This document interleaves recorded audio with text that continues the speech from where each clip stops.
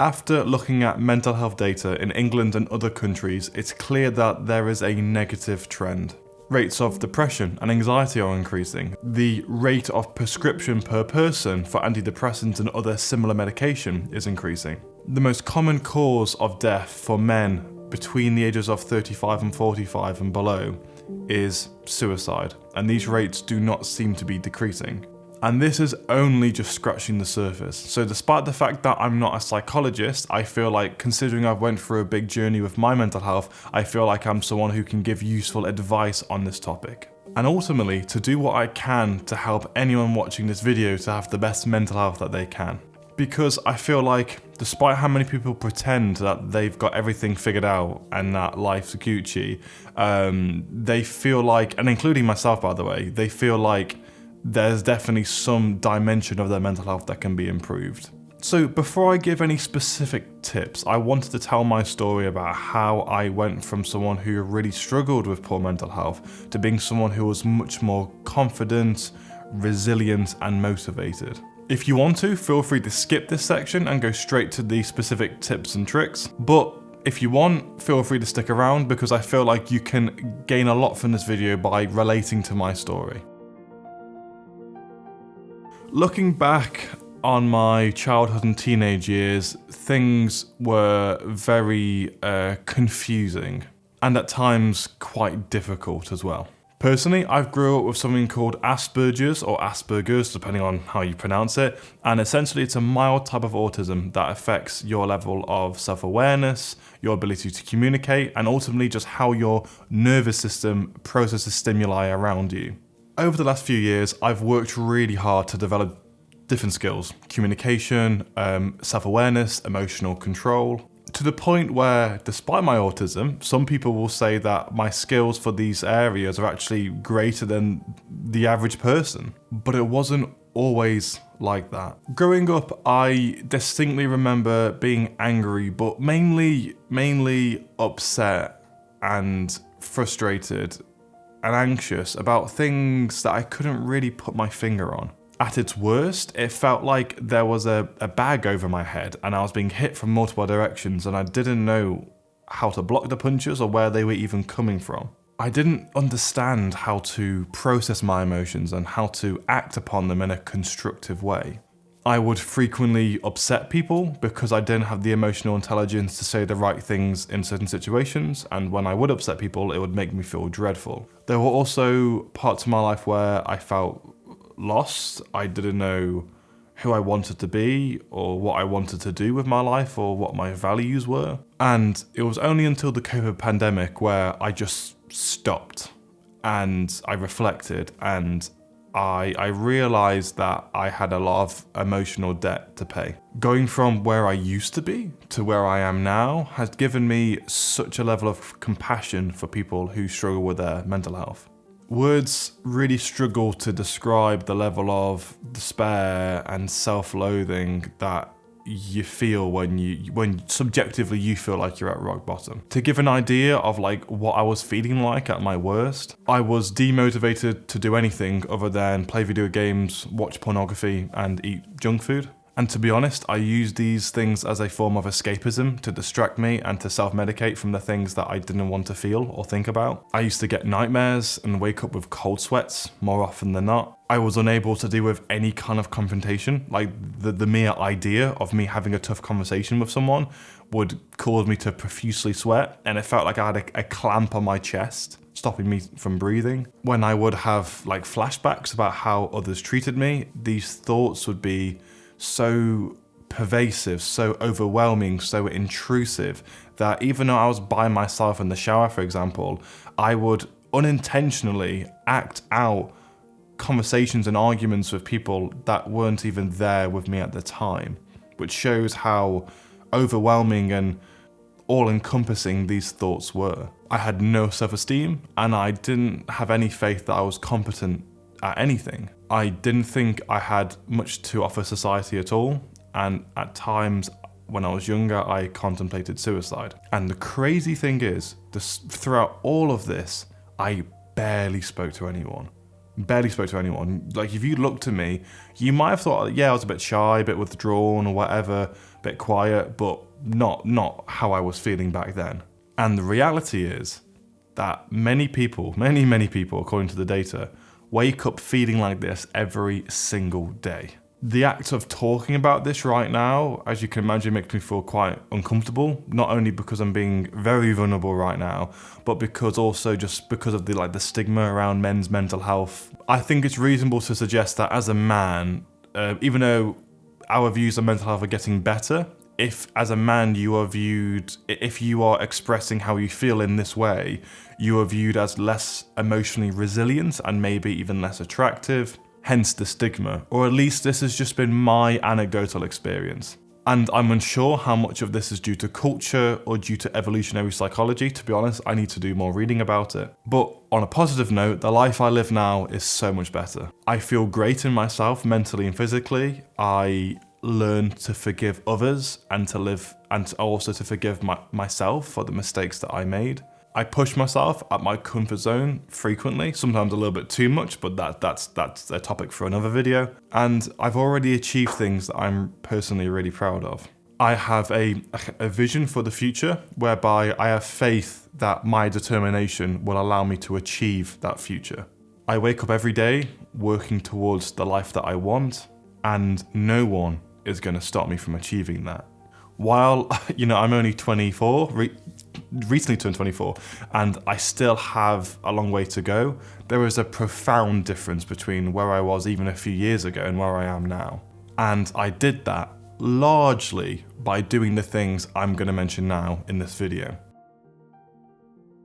Having a vision is something that Dan Coe talks about frequently. There is great utility for having a vision for your life, for your future. A vision of a life that fulfills you, but also challenges you at the same time. Because if you're just wandering through life aimlessly and just doing the things people tell you to do, chances are you are more likely to feel lost, without a sense of direction. The more clear my vision for the future is, the more motivated and calm I become.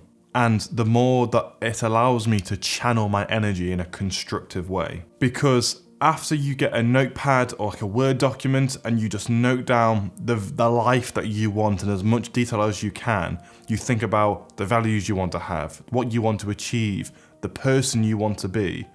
This enables you to achieve those things so much better or so much easier. Part of the reason people feel overwhelmed is because they don't have a filter for all the crap that society hurls at them. Go on holiday here, like this person's photo, eat this diet, sleep with this person, wear this clothing, eat this kind of food. Because when you have a vision and you're strict with yourself with that vision, anything that does not pertain to achieving that vision, such as all the stuff that I've just mentioned, it gets thrown out. And your energy is focused at being like a laser beam towards achieving that vision. And it's also important to mention that when you sit down to write about this vision, you might not get a detailed vision straight away, or your vision might change throughout the weeks and months and years, and that's perfectly fine. That means you're changing as a person, which is completely normal.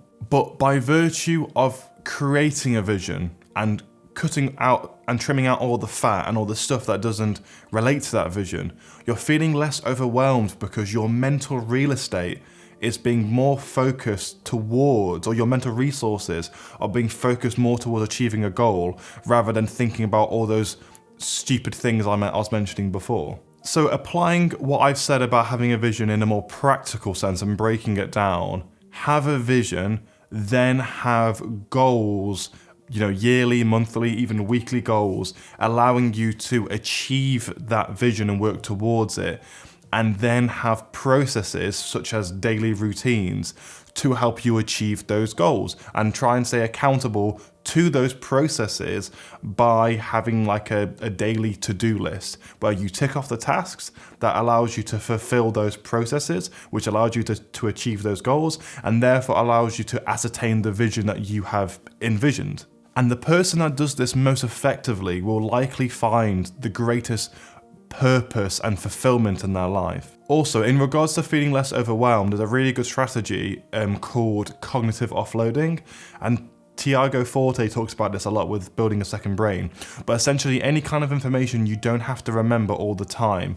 It can be delegated to putting it towards on a machine on some kind of database. This could be birthdays, a shopping list, plans you're going to be doing next weekend. The more you write this stuff down and delegate it to a machine, the less overwhelmed you are, because again, referring back to my previous analogy, the less mental real estate is being used having to remember stuff you don't have to remember. The difference between sleeping 5 to 6 hours a night and 7 to 8 hours a night is profound. I don't think there's any aspect of your mental and physical health that isn't affected when you don't sleep well. While there are loads of physical benefits from having a good sleep schedule, such as reducing the likelihood you will get ill and have certain diseases, and improving your recovery to exercise, there are also so many mental health benefits. Sleep improves your ability to learn and process new information. It prevents your urges and cravings for unhealthy things, and reduces your impulsivity. But most importantly, it improves your emotional regulation, your ability to handle stress. If you can process stress better, you make better decisions. So not only do you get the benefit of just feeling better in general, you also get the benefit of compounding gains over time from years of making better decisions. The most paid individuals usually are not the ones that work the hardest necessarily.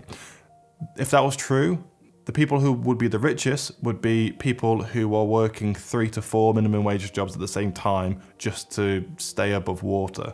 Those who are paid the most are the ones who can make the best decisions, the ones who can see things rationally. And your ability to do the above is greatly hindered when you don't sleep well. So how do you get better sleep? Sleep hygiene is a whole nother topic. It can easily be an hour video within itself, but I'll try and break down the most key things you need to do to have better sleep. Firstly, have a regular sleep and wake time. Yes, even on weekends. Don't have a big meal or exercise within 2 hours of sleeping, and especially within 1 hour of sleeping. Don't look at your phone within 2 hours of sleeping, or at the very least reduce the screen time within this time as much as possible. Try to get sunlight in your eyes outside as soon as you wake up, and try to reduce the lights around your house in general as much as possible within the couple hours before bed. And in regards to temperature, while everyone's different, try and keep your room slightly on the cooler side. And also, lastly, invest in a comfy bed and blackout curtains. Meditation is one of the most useful habits in the 21st century because it enables mindfulness, one of the most useful skills in the 21st century. Personally, I would rank meditation as S tier, or in other words, just as important as exercise and sleep. I'll probably do another video on this topic in general to do it justice, but meditation is kind of like self-therapy. But instead of a therapist listening to you, you're listening to yourself. Many people don't meditate because they don't want to be bored, or because the idea of confronting their fears and insecurities is too painful. They feel like their brain is just this psychopath that follows them around all day, and they want to do whatever they can just to shut off their brain. But just imagine how much mental energy this is using up on a day-to-day basis. However, ignoring those negative emotions and thoughts and feelings and shoving them under the rug is only going to exacerbate those negative emotions in the long term.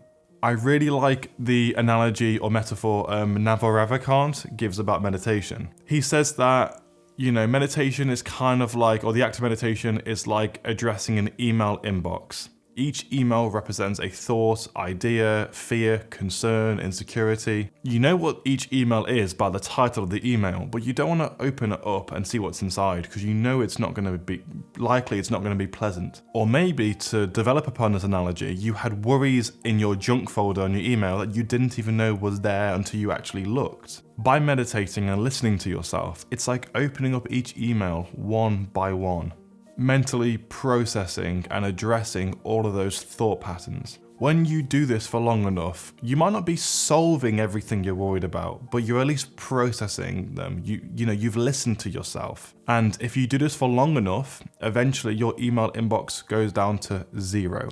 And the only thing you're thinking about is what happened yesterday. In regards to meditation, there are other levels to it in regards to the benefits it can give you and why you should do it, but I'll address that in a future video. As someone who's meditated consistently now for a year and a half, I can say for sure what I've just described is possible. Meditation helps with focus, and it makes you more thoughtful, calm, present, and compassionate towards others. And who doesn't want to do those things?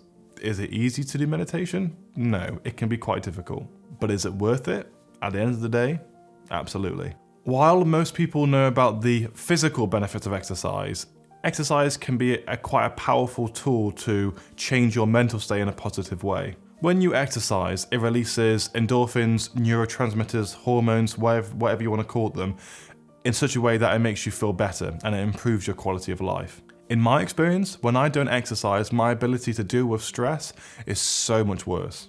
Also, by being in better shape, it improves your confidence as well. Moving on, while selflessness is an amazing quality, and some people say it's the fastest way to happiness, but to have an optimal level of happiness in life, I feel like it's useful personally. Everyone's different, but personally, I think there should be a balance between selflessness and selfishness. The general idea behind this is that you can't give from an empty cup.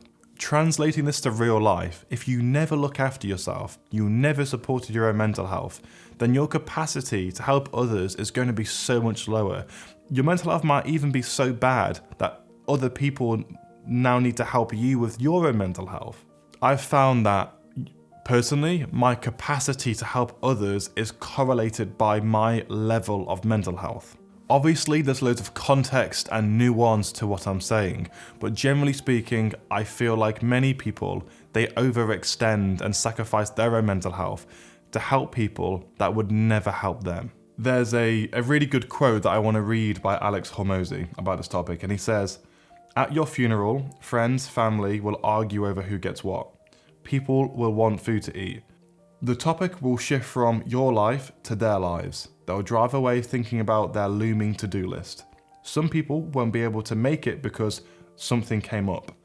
Do what you want." While I hope my funeral is a bit more positive than this, I do get the general message that he's trying to say, and for me personally, that mini story was quite powerful. One of the biggest things I've learned in my 20s is that your level of competence is linked to your mental health. The more competent you are, the more you know you can do, the more you can accomplish, and the more you know you can offer to society. By being more capable and competent, it gives you the reassurance that things are going to be okay, because you know you're independent, self-sufficient, and competent enough to deal with adversity in life. For example, the more competent you are at mindfulness and emotional regulation, the more confidence you will have in yourself that you'll be able to handle stress. The better you get at budgeting and financial literacy, the better you will, or should I say, the more confident you will be that you'll be able to survive hard financial times. The better you get at communicating, the more confident you will be that you'll be able to leave a good first impression at an interview.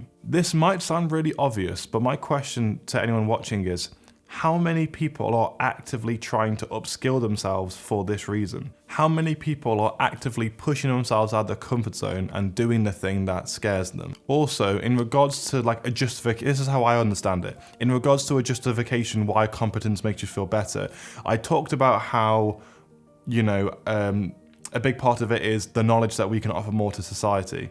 Ultimately, we are tribal creatures, whereby everyone in the tribe probably had some kind of role to play, whether it was hunting or weaving baskets or looking after children, whatever that role was.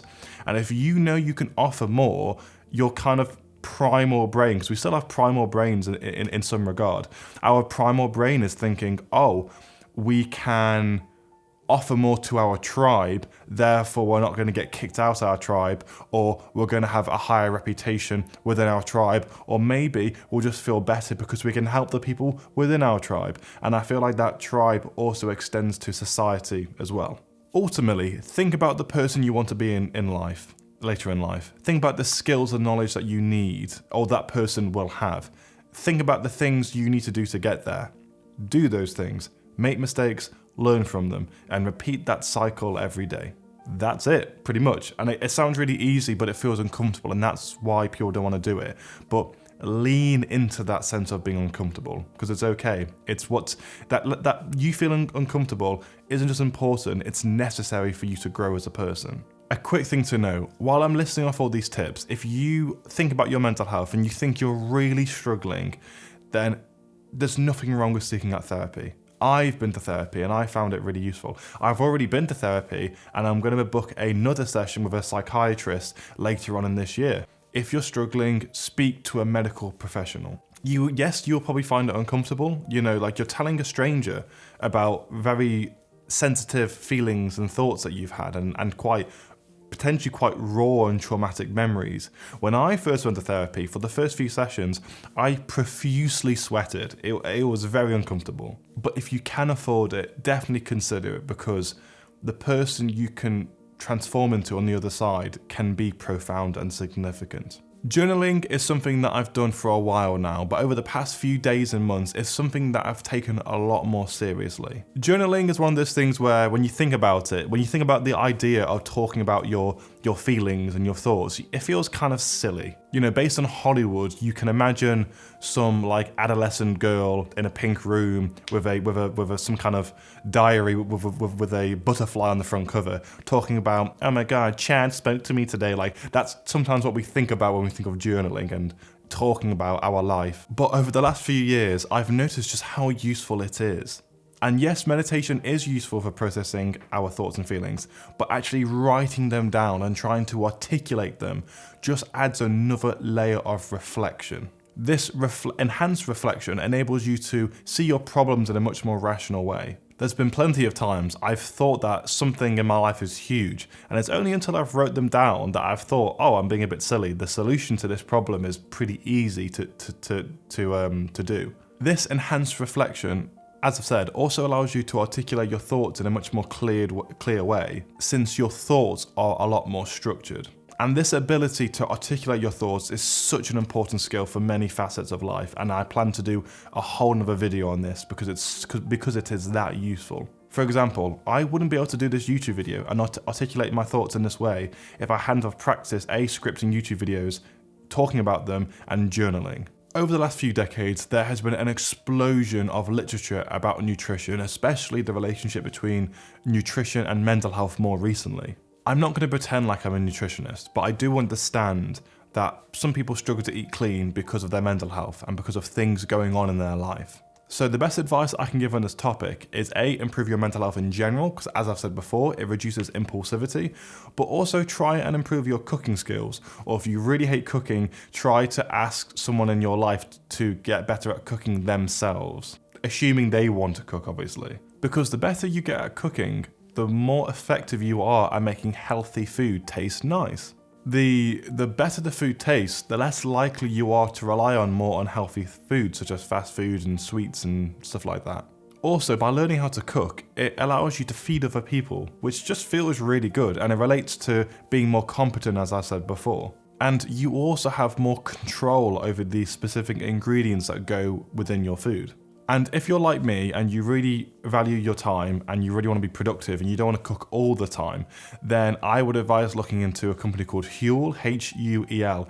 They are not sponsored or anything, but they do some really good pre-made shakes and protein powders, which I think are, they are the piece de la resistance, so definitely check them out. So walking is similar to journaling and meditation in a sense that it allows you to have more reflection. If you feel like a lot is going on in your life, then your thoughts can kind of become like those old wired Apple headphones that get tangled up together.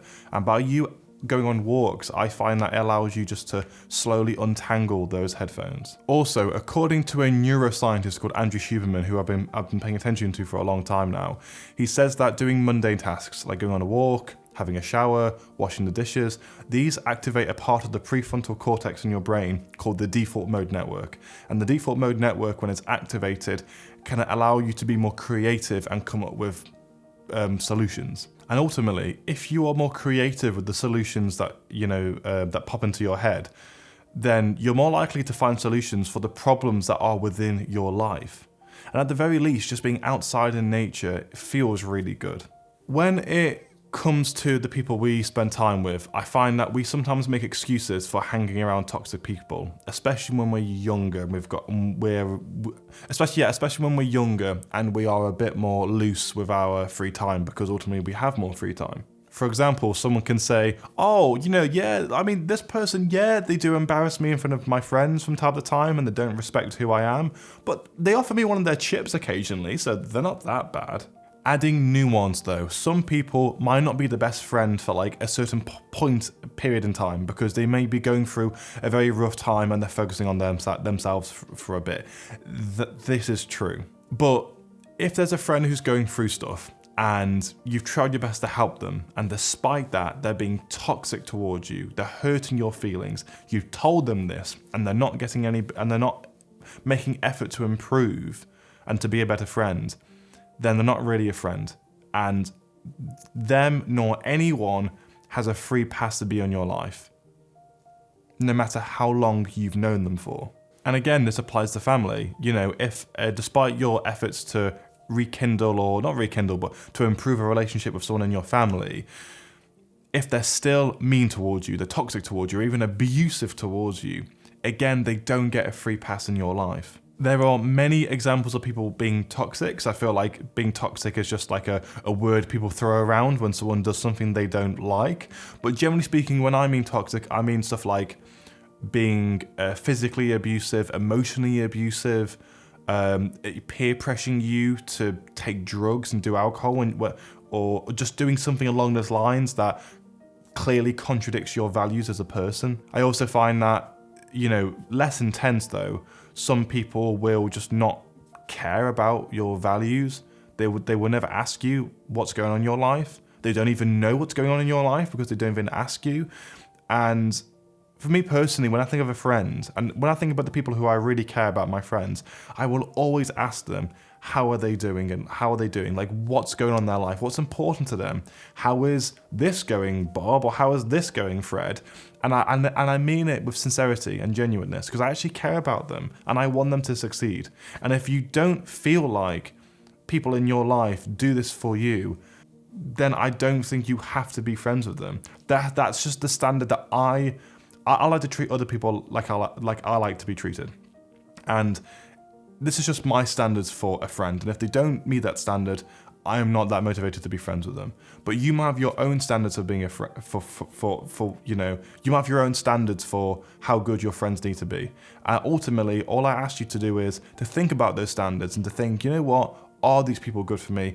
Are they treating me in the right way? Because the people you hang around make a huge difference to your decisions, your personality, and your mental health. As the saying goes, you are the 5 closest people to you. You are the 5 people you hang around the most. Assuming you're doing your part to be a good friend, spend time with people who are kind. Spend time with people who are maybe even ambitious. Spend time with people who have a growth mindset and that support you with your goals and your values. If you don't respect yourself enough to spend time with good people, then how can you expect anyone else to respect you? In the 21st century, we are seeing the rise of cheap dopamine. Essentially, dopamine is a molecule within your brain. Some people call it a neurotransmitter, some people call it a hormone. A molecule has many different things, many different names. But essentially, it allows you to be motivated to do something. Ultimately, scientists know how they can influence this one molecule in your brain to do things that aren't good for you, but they feel good in the moment. Society, for example, has weaponized sugar, causing us to eat excess amounts of it, causing chronic diseases. Society has taken pornography, which mimics our need to reproduce and ultimately zaps our libido and motivation. Society has taken advantage of our need of acceptance from our tribe and has created social media and has made it so addictive that we can never put our phones down. Society has taken advantage of our desire to improve in life and has made video games, which sucks up our motivation to improve and to get better and to level up, as it were, in life. Ultimately, you've got to understand the gravity of this situation. Some of the smartest scientists out there are being paid to make this as addictive as possible. It's all those scientists versus you. When your life gets taken up by all these bad habits and all this cheap dopamine, it reduces your level of mental health and your willpower and your self-discipline and stops you from doing the things that I've mentioned in this video. Moving forward in society, as these things get more and more addictive, those who can place boundaries between themselves and these addictive things will be the ones who are the best off, or they'll be better off in general. As I get older, the more I realize that the ways we view life, our beliefs, the things we tell ourselves about ourselves are one of the most influential things for our mental health. I find one of the fastest ways to improve in life, one of the most all-encompassing ways to improve in life, isn't a fancy morning routine. It isn't having a certain kind of diet. It is the lens in which you view life from. On the bad side of things, some people start off with worse mental health than others. Way worse. However, the good thing about working on your mental health is that it costs nothing. Anyone can do it. And so I've taken a lot more stock to be more mindful and to analyze my own thought patterns and to question my beliefs and to think, do these beliefs serve me or not? Thinking of this in a practical sense, what mindsets do you need to adopt to have a better and happier and more fulfilled life? There are many different examples of this, but one of the best examples that springs to mind is questioning whether I have an internal or external locus of control. The idea of having an internal or external locus of control was made by a psychologist called Julian Rotter. It's related to how others perceive their ability to change their life. For example, if you have an external locus of control, you feel like whatever happens to you is down to luck. It's down to external factors that are outside your control. In general, they feel like they are a side character to the story of their life. But an internal locus of control kind of suggests that you have the belief and the mindset to mold and shape your life as you see fit. It enables you to take more accountability for your decisions, and the scientific literature suggests that these people feel like they have more autonomy of their life, they're more confident, they accomplish more, they're happier, and ultimately they have healthier coping strategies. So based on that, you can probably guess where I aim for my internal locus of control to be. And this is just one example of where I hold myself accountable to my beliefs. We haven't even touched upon how I view stress, free will, imposter syndrome, insecurities, and a whole host of other things. So let me know if you want me to do a video on the best mindsets that I have that have served me in my life. With beliefs, question whether each beliefs serve you. Do they have a positive effect in your life and those around you? If they don't, then they probably don't deserve to be in your head. Oh, this has been a long video. If you've gotten this far, then you are clearly someone who prioritizes your mental health. There's a quote from Henry Maudsley, and it's that the feelings that do not express themselves in tears causes other organs to weep. The quote mentions in a very vivid way how bad mental health eventually leads to bad physical health, and that eventually, if you ignore your mental health for long enough, even your own physiology will turn against you. You know, whilst I've been doing my physiotherapy master's degree, I've realized just how big the link is to mental health and pain and our injuries, for example. You know, your mental health is a huge factor. But improving your mental health is more than just feeling better or reducing your chance of having a heart attack or atherosclerosis by 0.5% or whatever.